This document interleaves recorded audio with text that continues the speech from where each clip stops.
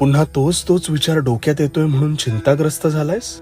आता शांत चित्ताने ऐक आणि आज या चिंतेतून मुक्त हो.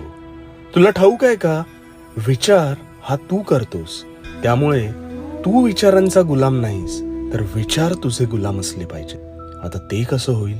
रोज सकाळी स्वतःला एक गोष्ट सांगायची, माझे विचार हे सर्वस्वी माझ्या काबूत आहेत. मी ह्या विचारांच्या काबूत कधीच नसेन.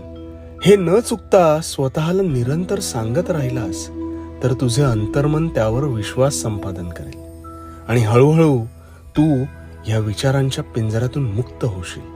नेहमी लक्षात ठेव, कुठल्या विचाराला किती महत्व द्यायचे हे सर्वस्वी तुझ्या हातात आहे. त्यामुळे हा मनाचा व्यायाम कर आणि समाधान प्राप्त कर. आणि हो, भिवू नकोस, मी तुझ्या पाठीशी आहे.